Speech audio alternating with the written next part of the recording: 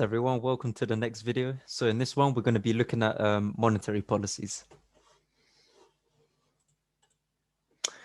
So what are monetary policies? They refer to the actions undertaken by a nation's central bank to control money supply and achieve macroeconomic goals that promote sustainable economic growth. So the goal that we've just talked about is to keep a steady economy with a 2% inflation target and unemployment below 5%. Now, it's as we know from our first introduction in the first set of videos, it's the central banks that actually drive, um, are the drivers of the economy, and they're the guys that increase interest rates, decrease interest rates, and that's what you call monetary policies. There's a few other parts to it as well, such as their bond system as well, and their asset purchases. But that's all something that we'll get into soon. Um, in terms of policies, there's two main types. There's monetary policies and there's fiscal policies. Fiscal policies, there's going to be a video next for that. But just to differentiate before we get in, fiscal policies is mainly in reference to taxes. And obviously that affects the borrowing and spending of the economy and all the consumers inside the economy. So to truly break down monetary policies, you've got two types. You've got expansionary monetary policies, and then you've got contractionary. So the first one, expansionary. What it is during expansionary monetary policies are inputted into the system during a recession or a slowdown. Expansionary expands the economy, increasing economic activity. So what can you expect during a recession or a slowdown? As we know from the economic cycle, everything is, very slow. They need things to pick up. GDP is very low as well. Unemployment is high. So now, increase in money supply. Money supply is increased to boost borrowing, obviously investment, and then consumer spending. And the way they do this is mainly through interest rates, which they keep close to 0%. Now, in terms of contractionary, it's a time of very high inflation.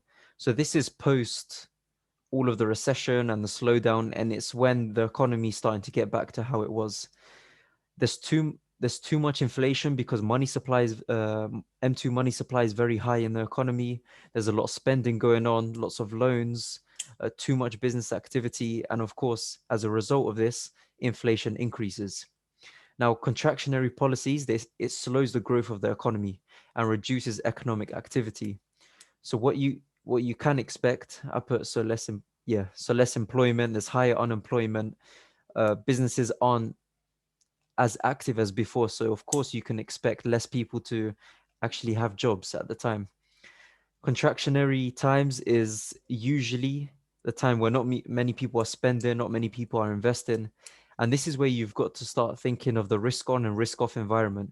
What happens during expansionary? What happens during contractionary?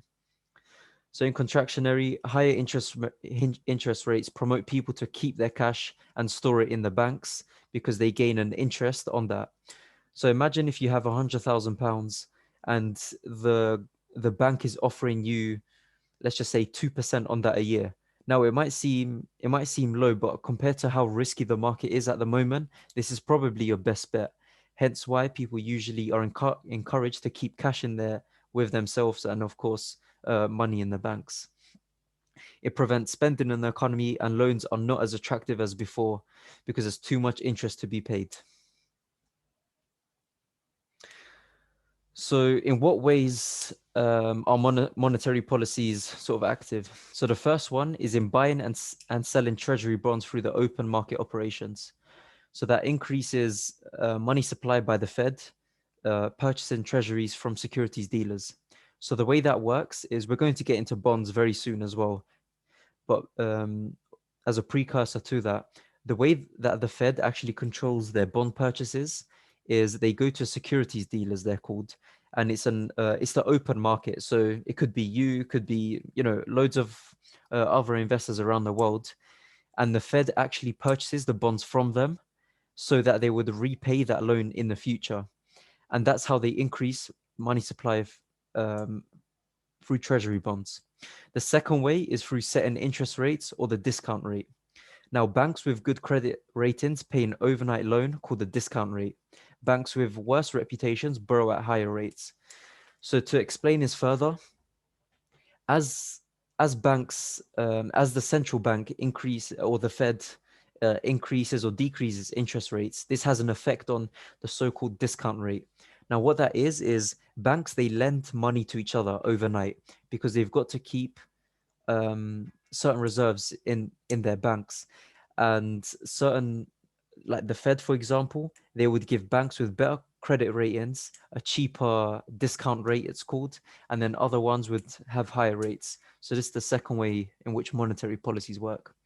The third way is through establishing reserve requirements. So basically, it's telling banks what requirement of money they must have on hand for customers. For example, this could be 10%, and obviously it fluctuates from time to time. The rest of the 90% of the money is traded and loaned to other banks through the district Federal Reserve banks.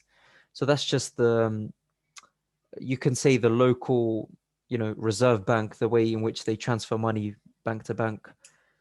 So of course, if you went to a bank and you had £1 million in the bank and everyone at that day wanted to, withdraw all of their money, the banks have to have a certain amount of money actually live with them, and the Fed actually controls how much they have to keep in the bank at the time.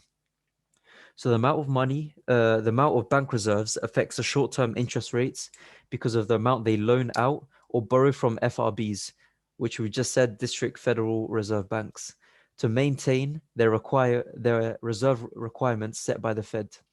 As a result, reserve levels affect the interest rate banks charge customers, which influences the entire country's willingness to spend, obviously influencing inflation. Now, this might be a bit difficult to grasp at first, hence why I always recommend to do some further reading on this. But essentially, it's just in three simple ways. They buy bonds. Second way is they set interest rates. And the third way is they establish reserve requirements for the banks. Because one thing you must understand, and I'm not sure if many of you know this, but that banks actually loan money from themselves to another bank, and of course, vice versa. They usually, the Fed actually wants this to happen because they want more banks to be trading with each other rather than getting their money from the reserve itself, so from the Fed. And of course, this keeps economic stimulation between them all, and of course, the economy can flow as it should.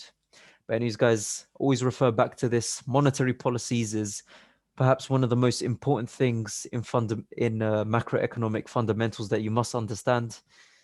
So yeah, we're going to be getting more in detail into the bond market, especially the reserve requirements that we called. It's linked to something called the Fed's fund rate, which we're going to be getting into soon as well. But anyways, guys, take care and I'll see you in the next video.